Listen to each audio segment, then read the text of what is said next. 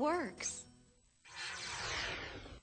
Pop star Michael Jackson's 7-year-old will was made public today, and CNBC's Jane Wells joins us now with the details. Jane. Well, at least one will, Michelle. We have to wait and see if there are any others that come out. But here it is, signed almost 7 years ago exactly by Michael Jackson. In it, petitioners say they are not sure of the value of his estate, but believe it's, quote, it exceeds $500 million, but that almost all of the estate consists of non-cash, non-liquid assets, consisting mostly of that catalog of music royalty rights administered by Sony ATV. The will says there's no information regarding the liquid assets of the estate. Now, lawyers for the two executors, John Branca and John McClain, faced off in court today against the attorney for Michael Jackson's mother, Catherine, who was named given temporary authority over the estate earlier this week. The judges encouraged the Jackson family and the executors' lawyers to sit down and talk before returning to court on Monday.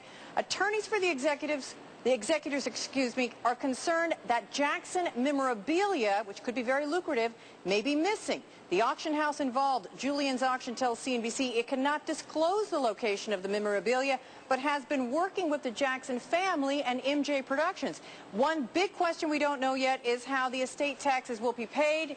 Could be that the estate taxes are 45% by federal law. There is mention of a Michael Jackson insurance trust. We don't know if that is still in existence, if that would pay the taxes, if there's enough money there. But, Michelle, the executors, if the estate is really as illiquid as they say, may have to come up with some cash somewhere to pay off those estate taxes. Or have to sell stuff. Well, yeah, maybe part of that Sony ATV catalog, which has been so valuable to the Jackson estate. That is the problem with the estate tax. Jane, thank you so much. Let's take a look at the big picture. Should the estate tax be abolished? Joining us now is Jerry Reisman. He's senior partner in Reisman, Perez and Reisman. Noam Schreiber is senior editor with The New Republic, and Jerry Bowyer is back with us. Noam, let me start with you. 45%? I mean, that's unbelievable, isn't it? Is that what we should expect the Jackson estate to have to pay out?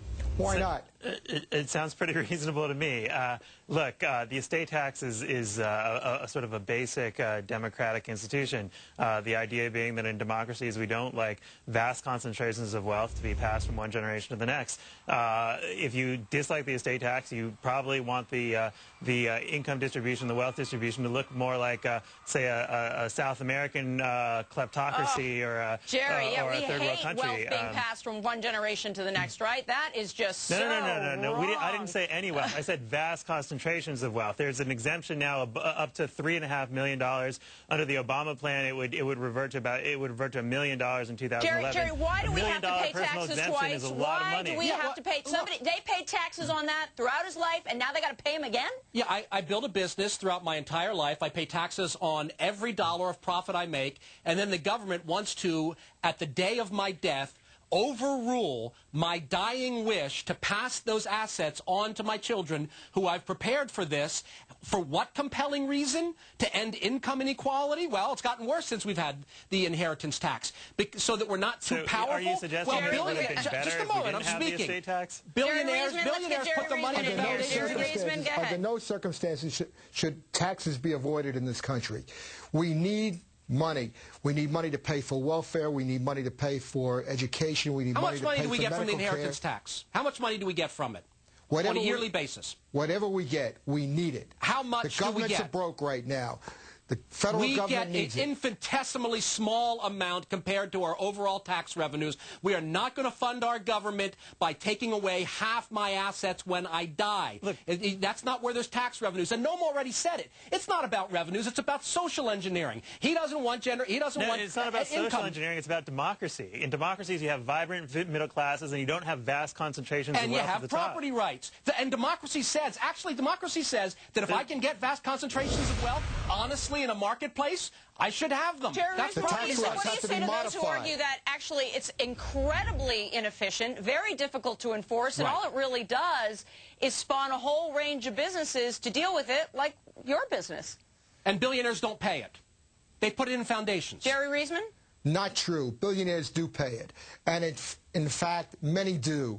And we need that money. Warren Buffett? Is he paying it, or did he put it in a foundation? Bill Gates, is he paying it, or did he put it in a foundation? Warren Buffett is still alive, absolutely. And Warren Buffett believes that taxes should be paid. Buffett is putting his money in a tax-free foundation. So, no, he's not paying it. He's putting his money in a tax-free foundation. So is Bill Gates. So these guys love to talk about it, but they don't actually pay it. When you read Michael Jackson's will, they put all the money into a trust. What does that mean in terms of how much they're going to have to pay out? Mr. Reisman. Well, they'll probably end up having to pay out as much as 45%. Of what that estate is actually worth. They may have to sell off assets, unfortunately, to pay that tax. All righty, guys. It was a good discussion. Two Jerrys, thank you, Jerry Reisman and Jerry Bowyer, and also Noam Schreiber. I want to take a moment to talk about political hypocrisy.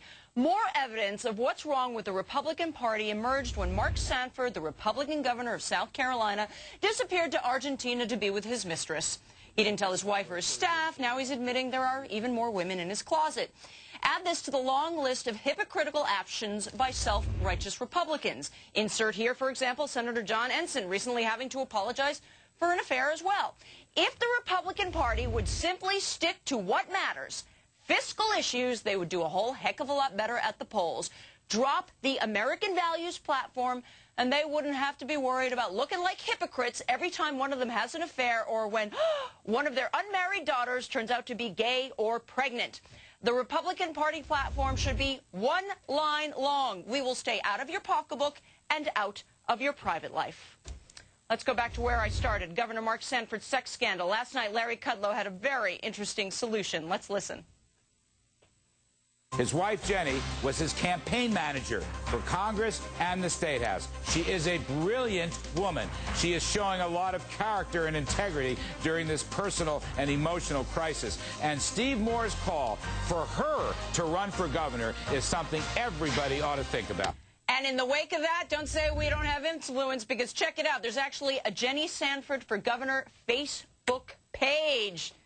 You can go sign up right now. Coming up, don't move. We got more of the Kudlow Report when we come right back.